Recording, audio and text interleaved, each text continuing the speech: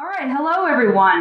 This is Fable, doing my first podcast. Excuse me if I do a lot of ahs and ums because I'm still getting used to the format, but it is September 2014, and I have with me Kelly Turnbull and Brett, who won't let me say his last name. Yep. And Kelly is the artist and writer for manly guys doing manly things. If you didn't call it manly men doing manly things. I was so tempted. I had to stop myself. But yeah, if you can find her work at manlyguys.com. And Brett is the writer and creator of Glam Rock Gorilla, which you can find at glamrockgorilla.com. Yeah, I guess for the sake of this conversation, producer as well. I don't draw anything, I just throw money at it. But they both do some really excellent comics, and Kelly especially, she's starting on her pet project recently at Platinum Black. Yeah. And all three of us have worked or work in the industry in some capacity, some of the capacity that like other people talk about a lot, how to get into it, but quite a few people don't talk about like what it's like to leave school after you've gotten that education and actually getting into the workforce. Like, what does that do?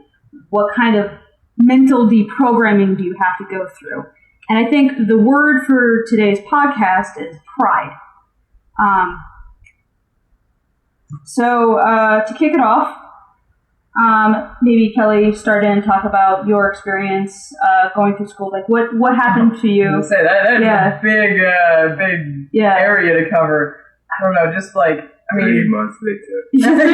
So as I go on with these podcasts, I'll get more comfortable and better at setting up my interview questions. But I think so. Just to kick it off, Kelly, I know you went to Sheridan. Yeah. And it's just in Oakville, like outside Toronto. Mm-hmm. So she's Canadian, folks. She's a rare unicorn. I say eventually you'll hear slip. I'll start putting on my vowel sounds and do the same thing. It's not that rare a unicorn in the industry. No.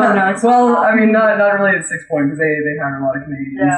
And, well, especially like Sheridan, tons of Sheridan grads looking for work. Yeah. Speaking of which, I remember seeing somebody claim that I can't get into the animation industry unless I could go to a school like Cal Arts or something, and I'm like, no, that is completely wrong. There are tons of people who come to Los Angeles or live elsewhere and work in the animation industry. You are not required to go to Cal Arts or Goblins or whatever just to get a job. In fact, what you'll find is the vast majority of jobs that you want to take are not the kinds of things you were thinking about getting involved with when you were a little kid. Like, I think a lot of us have aspirations for like, I want to make the next big thing that's going to like really grab people's attention and shake up the industry, and everybody's going to be like, wow, that thing, and try harder. But in actuality, the projects you're going to work on most of the time is in animation are not terribly glamorous. There's a lot of little kid shows. There's a lot of like 22-minute toy commercials. I feel like so many projects, like when you're in school and you're just hypercritical of everything, because like everyone has that phase where they're in school and a trusted teacher that they love told them like, this is how you do the thing. And then they're like, yeah, that makes a lot of sense to me, and I trust this person's judgment, so that's how I'm going to do the thing. And then you start getting like hypercritical about, like, you're like, what intern made that design? Oh my God. And and it definitely with animation school, like in particular, you start getting like really snobby about like, this Flash show, all Flash is trash, kind of like, and your catchphrase. And then you finally get in the business and you realize, oh my God. You get there and you realize like, the person who makes the show that I think looks, that also makes the show that I think looks awesome. It's like the same kind of like, 100 people that are just getting shuffled around between these jobs, and like, like you were saying, like you think you're going to be the one who's going to make like the next big thing or whatever, and it's, I don't know, it's like a lot of students get this idea like, everything isn't up to their standards because they're the talent that's going to come in and save the industry. And it's like, no, there is a whole machine that you are not aware of that, like, you are going to get run through and understand how things work. Basically, never think that you're unique or the first one or going to be the next big thing. And it's not that your ambition doesn't mean anything. It's that there are like incredibly talented people already at work. They are trying very hard to pitch and show off like their work, their ideas, and it just kind kind of is that, when it goes through the system, some things get pared down, but also just like, you're not going to come out of school and instantly like become director of some big cartoon show. Like the people you hear about doing stuff like that, like they are extremely rare case scenarios, folks who might have been like, got into some magnet art school. They already lived in Los Angeles and their parents like knew people. So they got connected really early on in their lives. And, so they were mentored from a really early age, groomed from the beginning. That is my birds. You'll occasionally hear a scream. That's just my birds. Nobody's being murdered. So occasionally, you'll hear about these proteges coming into business, and at age 20, they have their own cartoon show, and wow, and, oh, look at their amazing student film. Gee, I wish I could do that. But it's like 99.99999% of people will not have that experience, so don't have that expectation. Well, it's like you're saying, like, a lot of it comes from, like, who you know and stuff. And, I mean, I don't want to be the one saying, like, oh, you have to go to CalArts to, like, get where you want to be, but it's like, I know a lot of people who are in the industry who feel frustrated that, like, they didn't go to CalArts, they don't, like, there's definitely, like, like, when you get on a project, you want to tell your friends about it. And so it's kind of a nepotistic industry, and like it's not on purpose so much, maybe it is, but it's like, people want to hire their friends first and kind of like look out for their own, I guess. So it's like there are a lot of projects where it's like the one guy from CalArts gets in and then he tips off all his friends or wants them to hire all his friends and stuff. And even so, I mean, even if you have the great fortune to get in CalArts, like I have a friend who just got in, she's an amazing talent, but even if you're at those top tier schools, that doesn't guarantee you work. It just doesn't, because like, remember those CalArts people that are bringing their CalArts friends onto these projects, they have like maybe 5-10 friends. You can't predict the future who you quote unquote should be friends with. You should just genuinely be friendly with people. And if you're getting into friendships with people because you're like, who's like, oh man, there are so many people who are like that in animation schools who like are the ones that it's like, you know that they're only talking to you because they think that you're going to be successful. They want you to do something for them. Like there were definitely people that I knew who like, when I was there in first year, like I got into Sheridan from like the bottom of the waiting list. Like the first year I was like, like by the numbers, the worst artist in the program. By the way, folks, Kelly does some spectacular work. Like, if you haven't heard of her webcomic already, then go check it out and you will see. But also, like, she has, like, you've said before, like, you feel like you're finally, like, I'm an adult now this year. You finally are coming up and you're an in-demand storyboard artist. I go to Mattel and they say nice things to me. So. Mattel is really nice to her. Like, I work on Monster High. I don't just go to Mattel drawing pictures for them. No. But, don't do that, folks. People don't appreciate that. She's working for toys. Yeah. Please give me toys. Oh, man. No, I lost my train of thought. What was I talking about? Oh, yeah. There were people who, like, you can tell, like, the first year that I was there, they figured that I was going to be, like, one of the weak ones in the herd who was going to get cut out. And, like, they'd be talking to a friend of mine, and then I would say something to them, and they would just, like, talk right over me, or, like, totally ignore, like, pretend I wasn't in the room. And then in, like, the next year or so, when I started kind of, like, they're like, oh, you're making things, and people were, like, getting to know my name and stuff, then they were like, oh, hey, Kelly, what are you doing? And it's like, you're fake as hell. It's super transparent, and behavior like that, just to, like, warn you folks away from, like, seeking out the super talent and attaching yourself to their heels like a horny chihuahua. Just don't do that, because people see right through it. And they're going to, like, just make a mental note to themselves to not support you in the future. But that's another thing, is that you treat everyone with respect. Like, don't let your ego get in the way. Make sure you treat the folks you meet with respect until they give you, like, a reason to not respect them. Don't be rude. Even then, like, unless someone is, like, a dangerous person that, like, I wouldn't want a friend to be left alone with, like, just don't talk shit about other creators. Don't, like, because, like, it's not necessary. And there are so many times where it's, like, you're just getting kind of, like, one side of this, or, like, like, there was some misunderstanding or something. It's, like, people just had a chance to, like, work these things out between them or whatever. Like, like, if someone slights me and I don't need to be a part of their life. It's like, it gets me nothing. Like, it is no benefit to me to trash talk them. It's like, I'll just not name names, just like, I'll put the warning of the story out there so people know, like, check their own behavior and make sure they're not kind of like falling for that trap. Don't be that person. Don't be the person who spreads rumors. Don't be the person who like stomps around a studio and goes, oh, I don't want to do this or that or the other thing. Well, like, if you're out there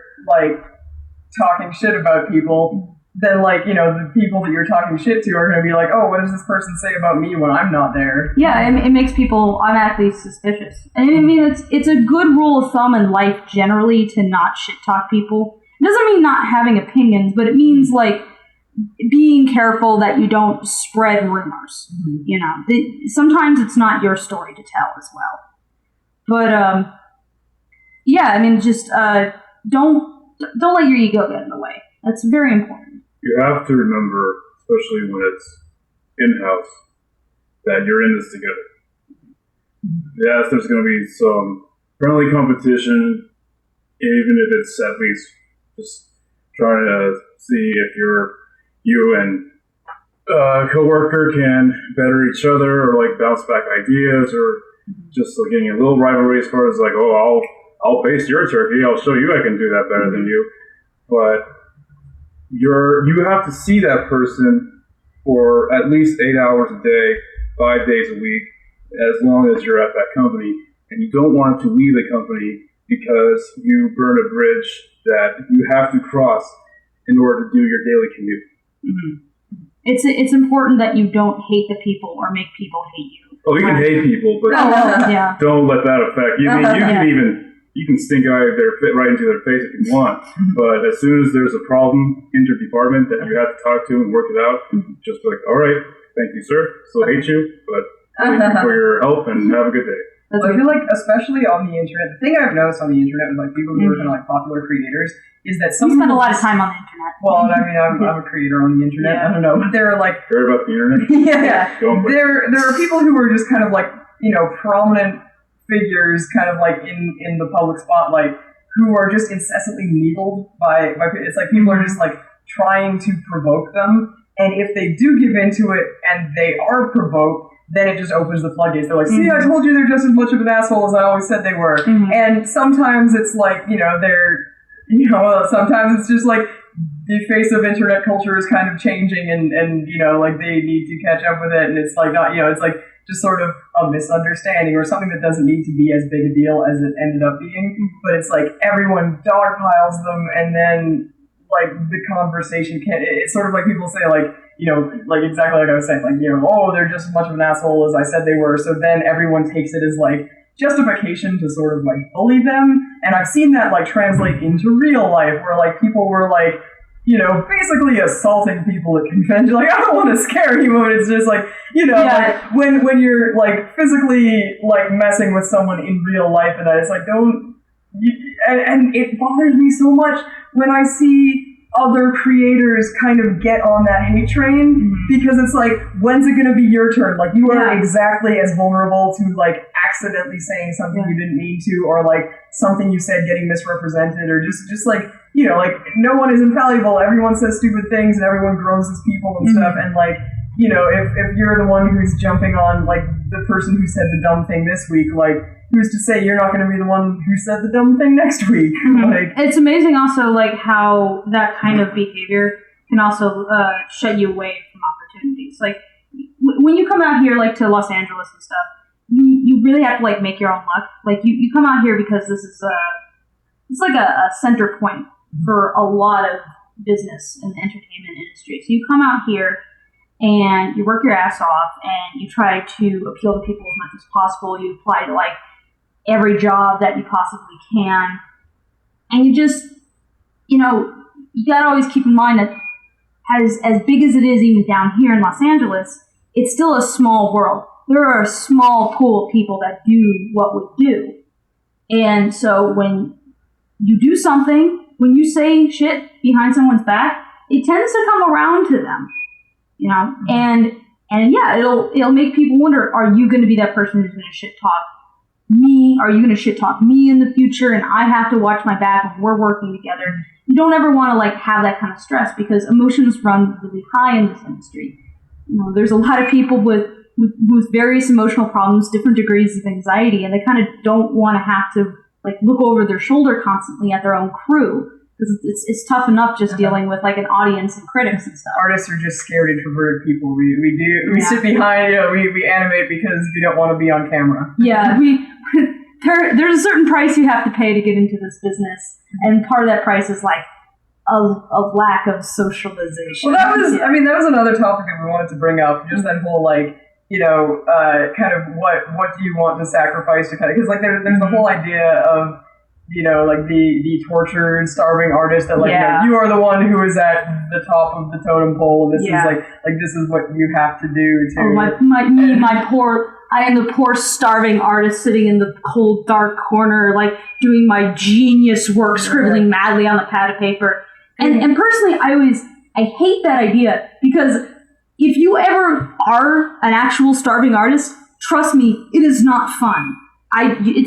You don't want to sit there and be wondering week to week whether or not you can afford to go to the grocery store to like get a meal, or like if you can get enough food that's going to be nutritive at all. And it just like that path just gets stuck in this depressive spiral where you're like, can I ever even get out? Starving artist is not something you want to be. It's not something that should be championed either. Well, yeah, I mean, when I was in school and kind of after I graduated school and I didn't have money to buy food and I was living off like crackers and stuff, like I was in a really bad, like, I don't like to just bare my weak spot for the internet, but like I was not in a good space by any sense of the word. And then, like I figured like I'm just a broken person, like this is just too, like there's nothing I can do about this and stuff. And then when I started making money, I started, like, oh, well, maybe I should start sleeping so I don't need to worry about being late for work. And now that I have money, I'm going to buy food. And it was like, oh, wow, so many of my problems were a direct result of, like, not eating and sleeping. Oh, my God, yeah. I've got, like, a big scar on the back of my head from where I didn't eat or sleep for so many days in a row. I just, like, fell over on a tile floor and cracked my head open. Like, that's not making your art better. No, it doesn't. Being depressed does not make your art better. You are not a better artist for being heavily stressed out, hungry, wondering when the next paycheck is going to come. Holden Caulfield is a piece of shit.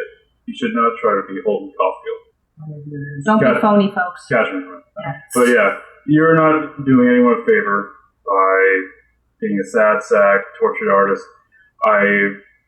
You leave that stuff at Hot Topic. You should literally graduate out of that. Before college, and then you should realize how the real world works. Money can be exchanged for goods and services. That should be your main goal. And you go from there. It's survival. You're back to square one. You don't have anything. Well, what do? You try to live. So then you do what you need to do to live. Then you can worry about extra things. If you ever had hang-ups about porn before you became a starving artist, you let go of those hang-ups real quick, because it's nice to get like 100, 200, multiple hundreds of dollars from just doing like one porn picture. You're like, oh, I can pay rent. That level of pretentiousness of the starving artist is for trust fund hipster babies. The ones that love to pretend they're poor. Being actually poor is not fun. So like the William Shatner song. I know he didn't write it, but he's the one I always attribute it to. Calming people, that's it. You made me think of Rocket Man instead. No, it's not like Rocket Man. Don't do drugs. Don't do drugs, kids. Until you have money. Until you have money. Do them responsibly. Yes. Come to California. There's a lot of cheap weed if you need it. But there's also like the kinds of jobs that you tend to take once you get out of school and you're building up your resume. Or you're broke. You just need whatever you can do. So many people who've even been in this industry for like years and years and years, and they're established professionals. That's my birds again.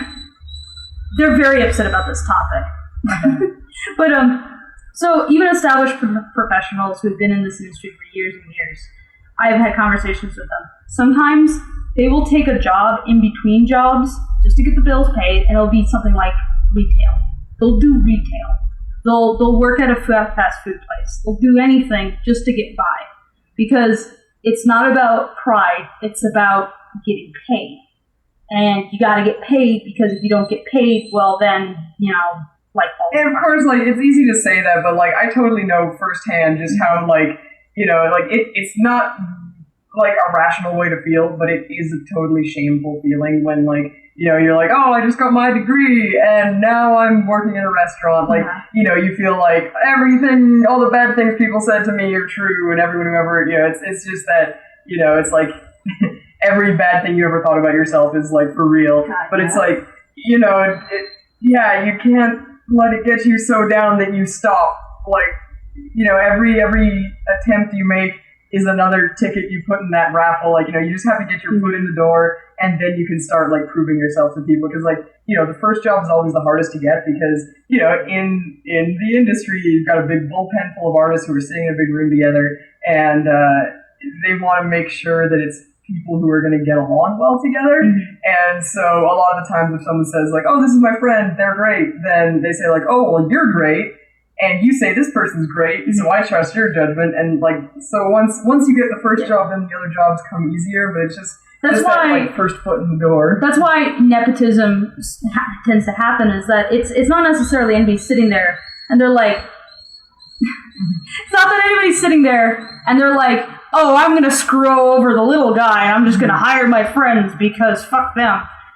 It's really, they're just trying to find people who they know will mesh well with the existing crew.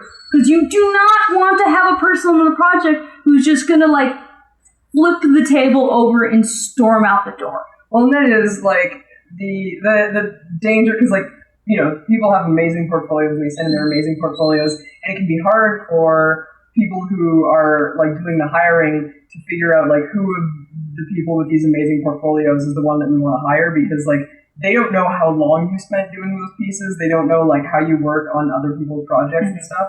And so, like, this isn't to discourage people, it's just that it is tough. Like, it's so tough. That first job, like, you just have to, like, keep, throwing tickets in the raffle and try to get that, like. Even the second job, I left my studio.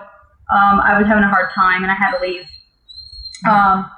And it wasn't anything that necessarily went wrong there. Just I had to go. I was having some difficulties and I needed to take a break. And I knew that I had freelance to fall back on because there was, my work was becoming in demand enough that I could be like, hey, you need work, or people were coming to me and they'd be like, hey, we need you to do this. So I was able to leave studio and focus on working from home. Yeah, that's it. Okay. Because I actually haven't heard a certain perspective on this, because I recently, earlier this year, went through the hiring process where I was actually on the other side of the table.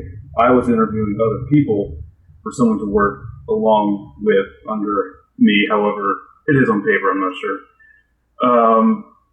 Most of the candidates were people that either I knew personally or my boss knew personally, because that's just how it is. Most, like this industry, I don't work in animation, just to clarify, but I do work in film, just, the business as it is around here. And there's, you can only, don't abbreviate it. It's gross. There's no time to just pause. It's, the clock's always ticking. The turnaround rate, you don't get any buffer time. When if a gear pops off or a wheel pops off, you basically got to do what Chris Pratt's character did in Lego Movie. Just use your head. Be like, I'll do it, and just double time whatever you're doing until you can fix it somehow. So we're like, okay, we need to get this whole process done ASAP. Let's just, and that's when people go to their friends, because they don't have to just put out a blank open call for just whoever on the street. They don't have to go through hundreds of resumes. They streamline it because they have to. And like what we're getting at, what we're kind of beating around the bush with this whole nepotism thing is that no one does it to screw someone else. They do it to help those that they care about. They take care of their own. But it's a good intention, and we know what happens with good intentions and how it can be used to pave certain pathways. And that's why it's like, oh, how dare they do their friends? Like, yeah, their friend needed a job. Their friend was having trouble paying bills. So are you going to be the guy who says, fuck that guy, I'm more important? Everyone is more important to someone else. That's how survival goes. Yeah, you don't purposely fuck people over. So, well, it's like, if I was like, oh, hey, there's 5 jobs right now, like, if who would you tell for? Would you just be like, soundboard of the internet, like, here's 5 jobs, hey, or would you be like, hey, my 5 friends that I hang out with every week, or something, like, hey, 5 people at, like, draw meet, or something. Yeah. So my boss tells me we have to interview people, and I'm like, look, we already interviewed my friend, who, I actually, funny enough, I got the job over him, but he was still a strong candidate, close number 2, I guess, and I was like, look, you know him, he's good, you liked him before, let's just get him. He's like, no, we got to do this official, blah, blah, blah. And so we do at least like 1 week's worth of interviews, and we get through everybody, including my friend. And my boss was like, yeah, let's just get him. Because it's he was basically, I put the idea in his head, but I'm sure he already had it, where it's like, look, if it was up to me, I would just do it because we don't have any time to just dilly-dally and go through all the bureaucracy.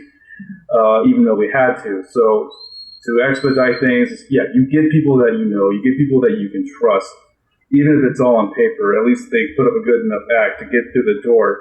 And all that matters after that is how good of a job they actually have with the end result. And of course, that said, it's like just because someone you know works in a studio doesn't mean like they can get you a job there. They like that's such a common thing that seems to come up where people are like, I asked Kelly, why haven't you gotten me this thing yet? I've asked Kelly many a time. I'm like, hey, do you know if there's like any openings at 6 Point lately? And you're like, oh, you could contact my boss. It's nothing. And it's not that you haven't like kept your ear out. It's that you don't have control over who gets hired or not. Yeah. Like when you have a friend in the studio, sometimes all you've got is like knowing from the inside whether or not anything even is going on. Sometimes it just kind of comes down to that. So when is the opportune time to like sending your portfolio as opposed to just sending it in whenever. Yeah. And I'm sure this all sounds really discouraging to anybody who's just coming out of college. That's what I was saying. Like, we're getting kind of pessimistic here, but that's why you have to keep like applying for things and not get yourself too down when it's like don't take it personally when and I mean. I can say that. I know that if I was like out of my job and applying for things tomorrow, I'm sure I would feel like heartbroken and crushed by every job that feels bad, man. Yeah. It's being rejected is never easy to take. It makes you question like all your ideals and your skills, and you're like, maybe I just suck that hard. But like never don't let yourself go down that bad road because like sometimes it's just like. Oh, well, their friends or like the people that they hired before that they understand how they work and they know what to expect from them and stuff. But, go outside, hang out with your friends. Don't just sit inside working constantly, getting aggravated about the what ifs and why are they rejecting me and stuff. You need to still go out and like be with other people because that's actually going to help you more in the long run. Like a lot of people go, oh, it depends what school you go to and that's what gets you the job. And that's not true. And other people are like, oh, it depends on your portfolio, and that's what gets you the job. It's like, that's kind of true. I mean, the portfolio is just a demonstration of, like, what you can do and what your range is. But what matters more than anything is that you've gone out and you're being social. Mm-hmm. And kind of the funny thing about, like, people who are super uber good at what they've done, that they've cultivated these amazing skills, is that in order to get those skills, you also kind of tend to socialize less, which can actually screw you over. So I'd say that coming out of college, the things that got me jobs more than anything was when I went out and talked to people. Like find out if there's like guild meetings or like any kind of like little classes that in Los Angeles there's a lot of little classes that you can take and other professionals will be there or they'll even be teaching the class and you'll be able to like make connections that way. Find out where people are hanging out. Go on meetup.com or Facebook and see if there's any, relevant grouping togethers of like art people just talking with one another. Because they're all looking to like socialize too. They want friendly people to talk to and just, decompress from a week of stress. And often they're in the same boat as you. You know, so the best advice I can give if you want to be in the industry is you got to have them social skills. And if you're one of those folks with like severe social anxiety and you don't like to go outside and et cetera, you're not alone. Yeah. I've got that problem. No, I totally had like, I mean, when I was like in high school, I was so nervous about talking to strangers that like I couldn't buy things in stores and I'm like, oh, I have to talk to someone and give them the money, and what if I don't give them the right amount of money? And like, what if I forgot my money at home? I guess don't buy eggs. And I mean, I still like have this aversion to like if I go into a store and I can't find the thing I need, someone will just be like, oh, just ask the person. I'm like, I can't ask the person. And but like, you know, it is a learned skill. Like you have to put those stat points into communication and charisma and stuff. You really do. Like for all I do that first thing. If you don't jack up charisma when you start a game, I don't know how you play it. Yeah. Unless you just punch everything. You could do that, but you probably won't be an artist. You can't do that into a studio. You can't punch the boss and be like, oh, I like it. You're hired. I'd love to meet that boss. Fight Club boss. Hang out with all these hot I mean, that is a tendency that I see some people, you know, like, it's a totally natural thing and everyone gets it, but like, you know, if you get passed over for a thing and your friend gets the thing, or if you're the friend who gets the thing and someone you know is passed over, like, there are always going to be these feelings of like, oh, why did that person get it? I have so many more like skill points in this area. That's getting back to pride and ego. Well, and yeah, I mean, like it's an ego thing, but like you know, it's also like the whole like, you know, you have to remember that like they might have put the time into like, you know, getting those charisma points and stuff. Like, you know, they've put the effort into like learning how to be sociable and like, you know, just kind of like learning how to put themselves out there and stuff. Like, maybe the director just liked their personality, and well, you know, my first job was on Ugly Americans, and when I applied for it, I went in and I recognized the style of the show because it was like being showrun by Augenblick, and I was like, oh hey, are these the Super Jail guys? And they were like, oh yeah, and they were like kind of impressed I knew that, so like I got some good points like right there. Like this was the result of me just putting out like 80 resumes or something, like you know, like this one studio is like it's after a lot of failure. Yeah. They basically like, you know, they were giving a test to everyone that applied basically. So like, you know, if you just keep applying to things, eventually you're gonna find that place that like will give you your shot. And then you can go in and like try to impress them. So like right off the bat, I had like, you know, like I said a thing that they were like, hey, yeah, good on you.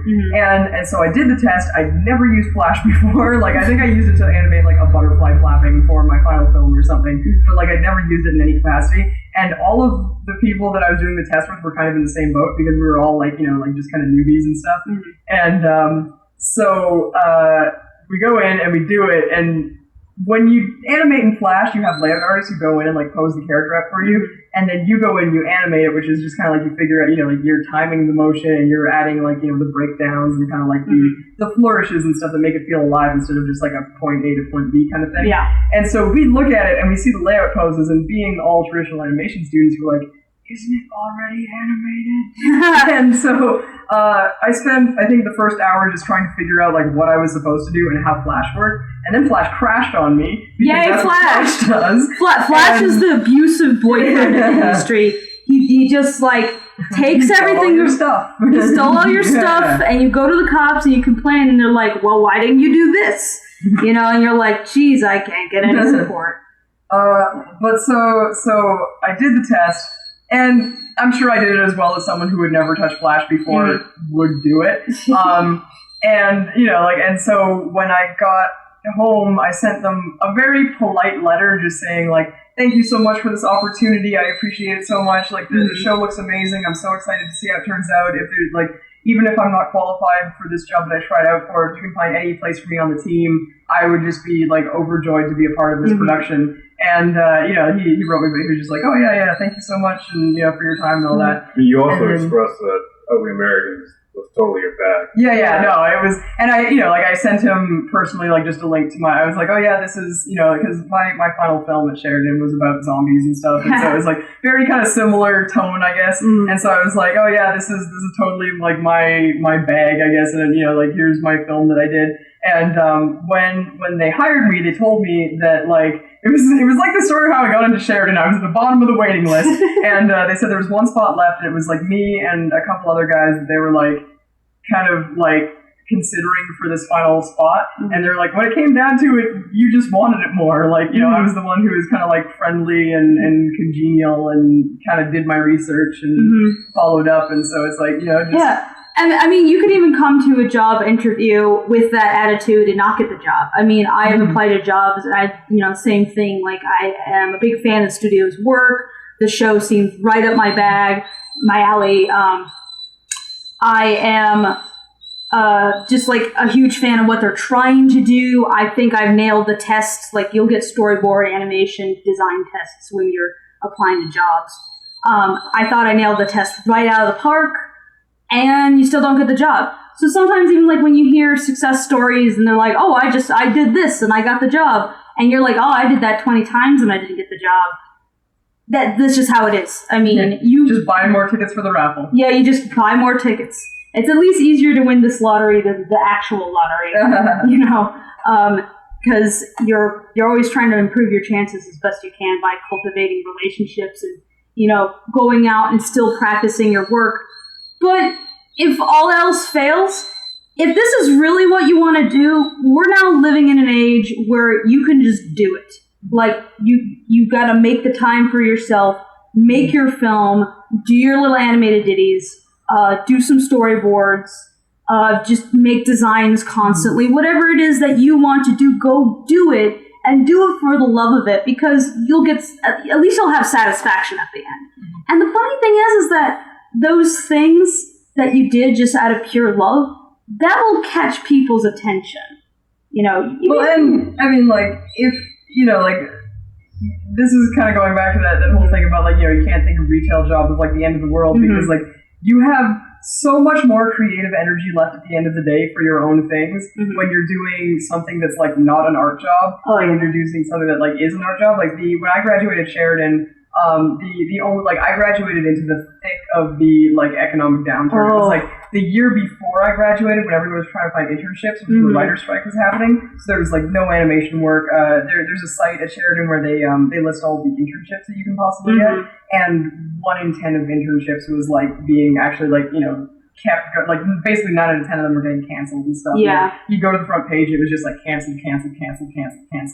And so there were, you know, like, everything was getting just terrifying. And then when we graduated, that was when the economy bottomed out. And so studios were closing down, and it was like, you know, fresh students competing for work with, like, veterans who've been doing it forever. And I mean, like, even just competing for like, retail jobs. God, yeah, like it was awful. It's like that here also in Los Angeles. I graduated from USC about the same time as you, and yeah, it was like the height of the economic downturn, and now there's all these entry-level jobs that would have been what, like, kids like me picked up right out of school, you know, like board revision work, prop designer work, et cetera, and I couldn't get it because those were actually being taken up by, like, the 50-year-olds who had families to feed, who had, like, decades more connections than I did. And of course, like, when they're in these precarious positions, you know, they're gonna, like, really be like, hey, friend of mine in the studio, please get me this job. Like, my kids gotta eat, I gotta pay for their college, etc. Well, not to undermine their experience either, no, because they know for certain that they can do that. Like, they're like,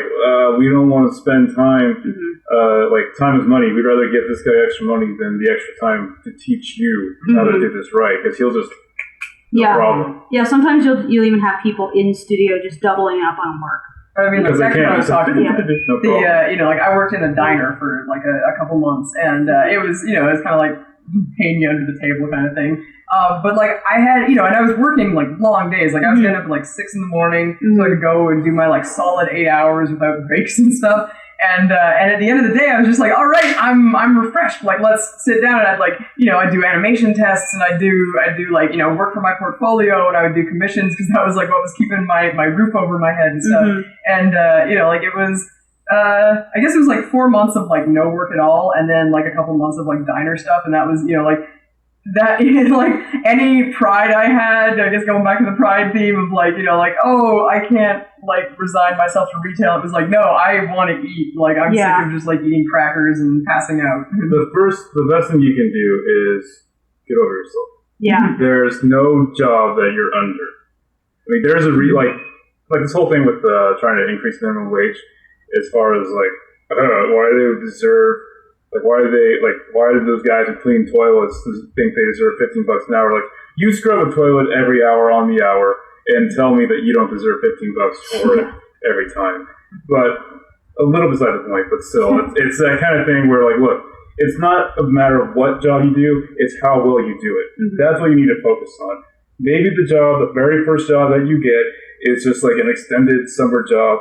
It's not what you want to do, but it gets you somewhere. It gives you time to gives you an opportunity to pay your bills again. Mm-hmm. So that gives you time to think about what else you want to do and plan ahead. Mm-hmm. Just because you're out, like, college is not the last stepping stone. It is not. It's basically the first step, more or less. I mean, Bobby Chu is my, like, the guy who runs Schoolism now, I guess, if Schoolism is still running, I'm not sure, but I assume so. But the best advice I think he ever gave to me was, you know, he said he would rather do, like, a crappy job, or he'd rather do, like, retail and do his own art at the end of the day than do, like, an art job he hated. Because, like, you know, if you have an art job and it's just, like, a draining art job, then you come home and you don't have that time to do, like, your stuff for you. And so, like, you don't feel fulfilled at work and you don't feel fulfilled at home. Like, if you're doing retail and you're making your own things, or, like, if you're doing, like, you know, diner work or, like,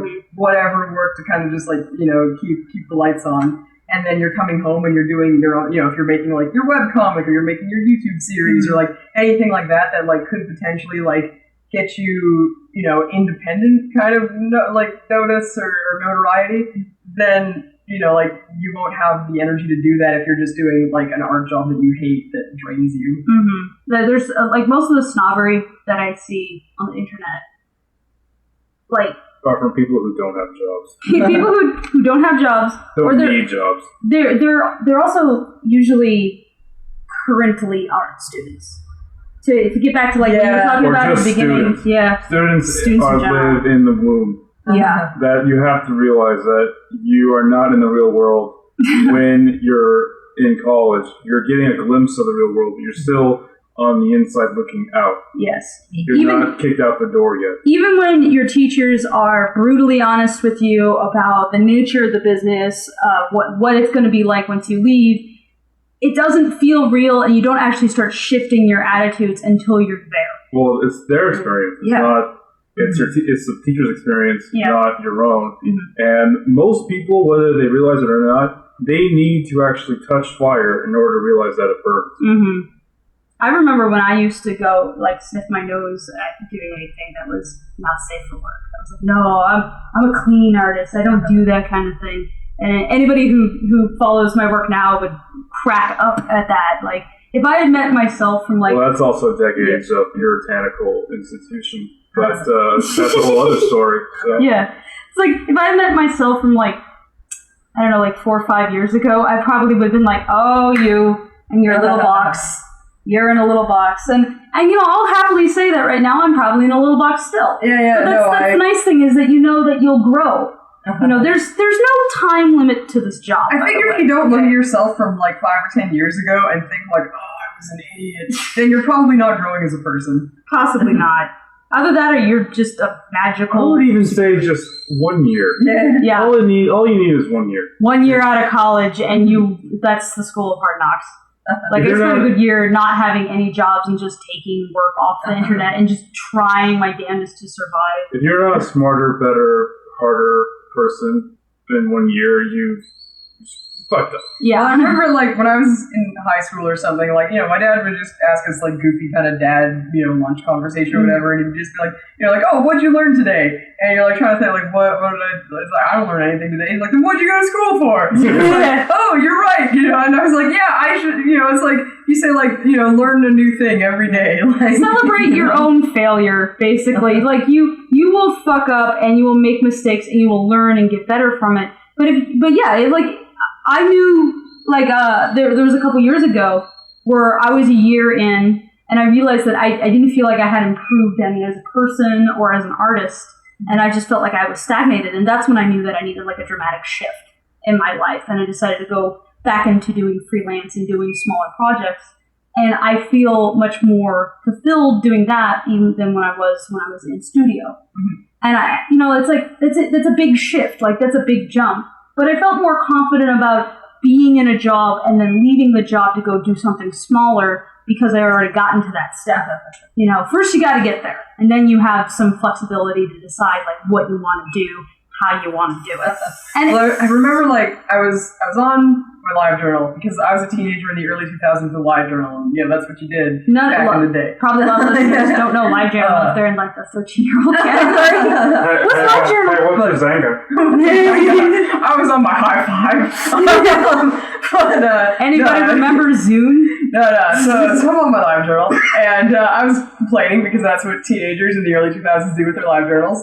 Really? Hey, man. They don't do that anymore. Hey, I went through my teenage years with George Bush as president. I'm allowed to complain. But I was looking at like the things I was complaining about, like a year. I was just like looking through the back archives of my LiveJournal, like looking for some like link to a funny YouTube. I guess no, it wouldn't have been YouTube because YouTube didn't exist then. Yeah. Wow. Well, I remember YouTube was like, I think YouTube came around the first year I was in college. Yeah. When I was in like high school. Yeah. I remember very early crappy YouTube, but the one thing it has on YouTube now today is that like YouTube then used to buffer all of that, and then you could play the video. Yeah. It doesn't. Yeah. But and I was looking, so back to LiveJournal, like, I was looking at, this old archive, and like, I was like, wow, the things I was complaining about a year ago are the things I'm still complaining about. And I was like, am I doing, like, do I have any right to complain about these things? Because I'm clearly doing nothing to fix them. Like, like, it was just this, like, moment of, like, oh, I'm glad that it happened to me when I was, like, like 16 years old or whatever, because I was like, like, wow, I have responsibility for, like, kind of what happens to me, and, like, if I just say, like, I don't like all these things about myself, and then I don't do anything about them, then it's like, I'm like, okay, so I can either, like, try to fix things, or I can stop complaining about them, because clearly, like, they're, it's like, I can live with them. Yeah. I saw this, I read this really good tweet from just the realm of weird Twitter. I forget who exactly said it, but it was really funny. It was, in all caps, just some sort of weird twisted humor. It was like, levels of angst are now measured in teenagers. Like, ha ha ha, that's funny. The average 30-year-old, 3 teenagers. Like, oh. And there is truth to that. If you're closer to a half of a 30-year-old than 3/4 or whatever. There's always going to be angst. I know everyone says, like, oh, drop it, you're so angsty, just drop it, grow up. But when you grow up, you get even more angst because you have more reasons to be upset. But that's the thing. You have valid reasons. You have alright, speaking of YouTube, look at the counting song. The counting song is so true. But that's the thing. The world is still awful and no one understands you, but it's for actual valid reasons. That you're either righteously angry or you like, oh, this is an actual problem. I'm actually on fire. What do I do to take care of this? This is fine. No, it's not fine. You realize like you can't go. You can't just be like, oh, this is fine. It's more like, that's not fine. Yeah, I'm hungry. You gotta learn how to put out those fires. You know, we're not people speaking from a position of being like all together there all the time and saying, oh, how come we're kind of... Because no one is. Your parents, they don't know. If they told you that they're entirely fine, then they are lying to you. The only people the kinds of people who are the least fine are the ones who are going to claim that they're normal, the loudest. It's like that, that shirt with like a dead cow on it. It just says like, I'm fine. But, I guess what I was going to say, but it's... Sheridan, Deprogramming, Pride, LiveJournal, Angst, how you became a better person after looking at LiveJournal. Maybe even further off track. I was gonna say, like, we're not okay. It worked. Yeah, we got it. It's like we're not saying this is in like if you just pull yourself up by your bootstraps, like all your dreams will come true. Oh, hell no. But like if you look at your life and you look at what you don't like and you look at what you can do to change it, like you are almost guaranteed to be able to find some way to like improve it or make it more livable in some way. Like, and that's not just, like it doesn't even have to be on your own. If you're like, oh wow, I really need therapy, then if you make the step to get it, then like, even if it doesn't like magically fix your life, because it won't. No, it doesn't. It's hard. Things can get a little bit more manageable, or like if you. Would you be willing to share your recent story? Which one? Oh, yes. Yeah, I mean, I guess this is kind of tangentially related, sort of. I mean, what you just said. Yeah. I mean, it made me think of it. Yeah, okay. I have like terrible anxiety, or like had terrible anxiety about going to the dentist and stuff. Because when I graduated high school and like I went straight from high school to college. And I didn't have the money to like get my teeth checked out or anything. And like money and time. It's like if I was working, I didn't have the time to go because I'd have to take time off, and then I wouldn't have the money to pay for whatever the dentist had to do. And so when I finally like got a job and like saved up the money and stuff, it had been like 6 years since I'd been to a dentist. And so I was like, oh no, what's gonna be? And I just had like horrible visions of like I would go in and they'd be like, well, everything has to come out, or like I'd get saddled with like instantly like $20,000 of dental surgery, and I'd even be like looking on Yelp for like, oh, where's a respectable dentist, and there'd just be like all these negative Yelp reviews, like, oh, they looked at my mouth and they said I needed $30,000 of things done, and my teeth are fine. It's like, oh my god, I'm not gonna know. That's not helpful at all. Yeah, don't trust Yelp for anything, folks. And we'll see. Actually, I ended up I don't know, I was just getting like these really bad headaches, and I was like, oh, they're probably my wisdom teeth are probably gonna kill me, and like, just in case you don't know, in case you also have fears about going to the dentist, if you get a cavity and you don't get it checked out, that can like leach toxins into your brain and kill you. Basically, infected teeth are bad. Yeah, it's like an abscess can kill you. Yeah. So just sitting on it could kill you. Yeah. So you had this huge anxiety about and it wasn't just like, oh, I'm kind of afraid. It was like, like I'd be walking home and I'd start, just like out of the blue start thinking like, oh, like I haven't had my teeth looked at in a long time, and I just start like crying, shaking, sobbing, like, like I'm gonna die because I'm too afraid to get my teeth looked at. And eventually, like, these headaches were getting worse. I was like, if I don't do something, I'm just gonna die. Like, I don't know what. And so I finally like sucked it up, and I made an appointment, and I went to the dentist, and I found him on Yelp, and everyone was saying like, thanks Yelp. So sometimes Yelp is good, just and all the reviews were like, yeah, he's so patient. It was like other reviews from people saying like, I was terrified to go to the dentist, and this guy was great. And he was like super sweet, and he was super patient, and he was like, honestly, if you told me it had been like 10 years, I would have thought this was just your regular yearly checkup, but your teeth are great. And it was like, oh, well, thank you. You got yourself so worked up thinking the worst possible thing was going to happen. I have not had a problem with my teeth since then. Like I haven't had, any kind of like, I'm not afraid to go back to them. Like when I'm, got to go get more stuff done, and, like, I'm not going to be like, oh no, because I'm not going to be like, oh, in the 6 months it's been, I just got all of the root canals. I haven't, like, I know that my mouth is pretty okay, so. But you only know that because you finally. Yeah. You did it. Yeah. So I don't need to like just worry about the Schrodinger's $20,000 of dental surgery. Schrodinger's teeth. Yeah. It's I think on that point it's very important, and this also kind of ties back to pride, but in a really strange way that I've picked up on, especially the past few years. I've been learning a lot about this. Is sometimes you'll tend to prioritize your career and your idea of who you want to be over the reality that you're living. And you need to I instead... think we as Americans just do that.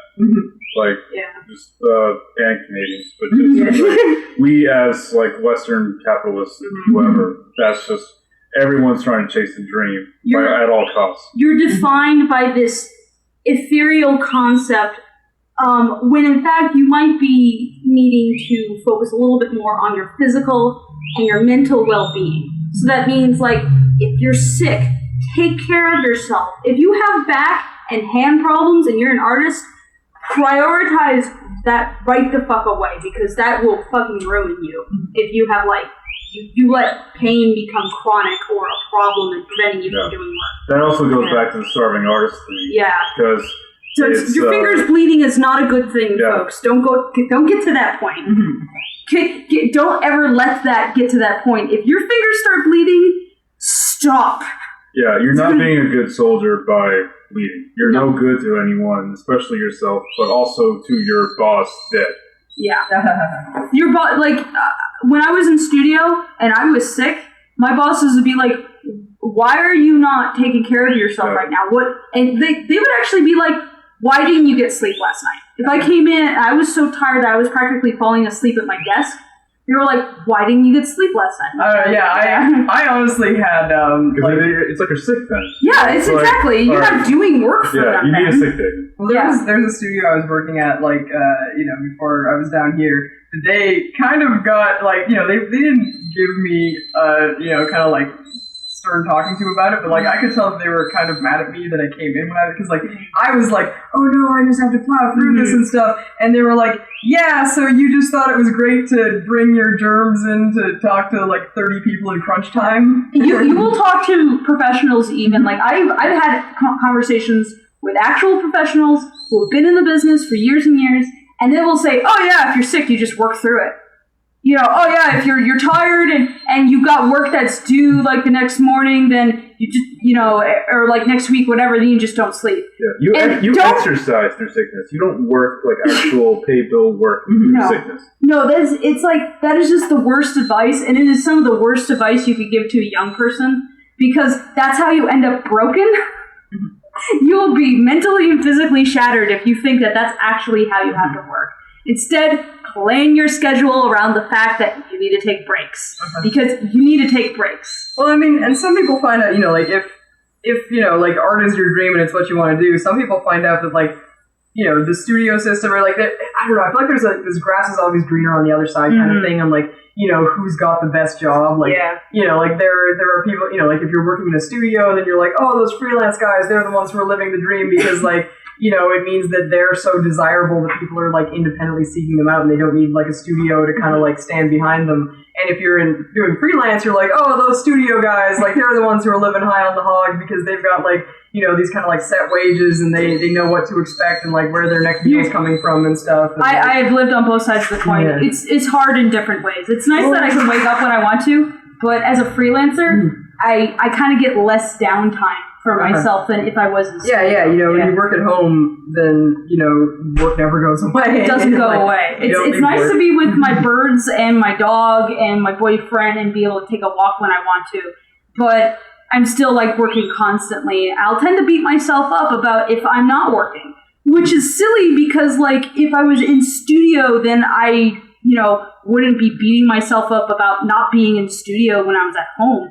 But when you're freelancing, you just kind of get upset with yourself constantly if you're not doing the work right now. It's why governments have regulations on businesses, because you got to think of the regulations, the regulators, as your boss, within the studio, who are "All right, yeah, you got to do this, this, and this, but also we don't want you to derail yourself.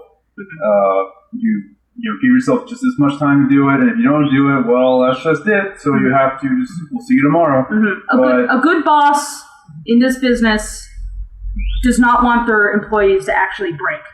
It's important for them that you are working at maximum capacity always, and that doesn't come about by whipping the horse harder after it's laid down dead. Yeah, I mean, there's at the studio I work at now, I definitely feel they care about all of us, and they take, and they look for jobs that we fit with, and they tell us straight up, if there's a role in the pipeline that you want to try, or if there's some job that you want to work more at, then we'll put you in that job, and we'll try to let you, give you the chance to kind of prove yourself there, test the water, see if you like it and stuff. But when they do have to crack the whip on this, it's because they're getting it cracked 10 times harder on them from whoever the client is. And it's they don't like to do it. They tell us that they don't like to do it. It's just oh, I'm sorry, this is a sad fact of the industry. That's how it goes. There is a food chain, and the thing is because I'm having the same thing too, and again I now have someone who's working with me, but as far as seniority goes, he is under me. So I grill him because I get grilled by my boss. He's getting grilled by his boss. Everyone's getting grilled except the head chef who's some faceless CEO with all the money. Well, he's getting grilled by the numbers and how many people are consuming. Actually, it's a public company, so now he's being grilled by a lot of people. Oh, man. Well, I think now we're at the end of our podcast, and I hope that it was helpful for anybody listening. And I want to extend so much thanks to Kelly and to Brett for coming in and helping me out on this inaugural session about a topic that is near and dear to my heart. And I think, and we've talked about this subject so many times. So many times. It keeps popping up. So I figured thank you for bribing me here with pizza to talk about the things that we talk about every time we hang out and draw in the coffee shop. Well, I can't pay you money today, unfortunately, but I can pay you in pizza. I will say that, though. Don't work for free. Don't work for free, guys. Don't work for free. Spec projects are only for your mom. Your mom is allowed to ask for work for free. And even then, it's a set amount that she's allowed to ask for. Well, even then, she better have pizza. She better have pizza. Yeah. So your mom invested a lot into you. Yeah. I'd say my mom has paid for my services many times over. It would have to be something extremely egregious for me to say, no, I'm sorry, I can't. So, God, Mom, stop loving me so much. Anyway, thank you so much, guys, for coming. Thanks for having us. If you want to see Kelly's work, it's at manlyguys.com or platinumBlackComic.com. Or platinumBlackComic.com, the newest comic by famous internet artist Kelly Turnbull. And also go check out Glamrock Gorilla by Brett. Yep. Brett Beak. Brett, no last name. Because I go by Hammersmith, and that's my pseudonym? What's the pen name? Pen name, that it is. Brett Viking Godman. No. Viking Shed? You don't know. You're not allowed. If you are a fan of gorillas or just cool-ass artwork and really amazing writing, then please go check out Glamrock Gorilla. I'll say one thing. We didn't really get to it, but we kind of touched on it. I'll go back to the whole do the job that at least pays your bills, so then you can fund your passion. That's basically what I do. I write, that's what Brett's doing right now. I write, but I can't draw the beans, so I have someone else draw it for me. I've had several people draw for me, and I just never got it. I never understood people who think let's just be BFFs and try and I'll write something and you draw this. Maybe if you guys thought of the idea at the same time and now it's your baby now, it's your love child, that's great. But if it's your idea and not theirs, no matter how much you massage them into doing it and give them creative exposure, creative freedom, whatever, it's still time and effort on their part. And time, effort, what's the other part of the triangle? Cash. Yeah. So pay them fairly. And if you have to do a job that you don't want or don't like during the day, I don't care. And you shouldn't care either, because you should be caring about your art and your passion. That's your baby, and you pay for your baby. You can also donate plasma. Yeah. Glamrock Gorilla has literally saved lives. And I bled for it. And you can too. So folks, thank you so much for listening. I hope you like the podcast. If you have any suggestions for future topics, please run them past us. Run them past me. And if you want to listen to more content like this, please go to patreon.com/Fable and help support this project, because I'm hoping to bring more lovely advice and bring in more people and hopefully not pay them in just pizza for helping them. So I'm good with pizza. You're good with pizza, but I want to give people actual money at some point. Yeah, I want to give people actual money at some point for them helping me help you. So please send your support to patreon.com/Fable. Even if you donate just $1 or all you do is raise awareness, I super appreciate it. I love support from anyone. it's great. It makes me know that something that I'm doing is getting out there and meaning something to all of you. So thank you very much. So it's just /Fable. It's just /Fable. That's, I mean, I don't know what other Fable projects are out there. That seems like a domain grab. Like, damn. I know. I'm super happy. No one else has that. I have a bucket of cat squids. That's pretty apparently good. Peter Molyneux There's some squid enthusiast who has hated you for decades. I guess Yahoo.com. I guess that Peter Molyneux doesn't need Patreon, so he never took the name. So now my name gets to be my name. Or whatever developer made the Fable game. They don't need Patreon. They have big bucks. That's true. Big fat stacks making that game project. That video game money. That's this where is it's a very long outro. This is how podcasts are. I'm a podcast veteran. This is how it always devolves into this. But you know what? It's real. So it's real talk. Keep it real. Real talk. Straight up. Yeah. Do what you can to make things better for you. Even if it's not perfect, it can be better. Do it. Yeah. All right. Thank you so much. Yeah. Bye-bye.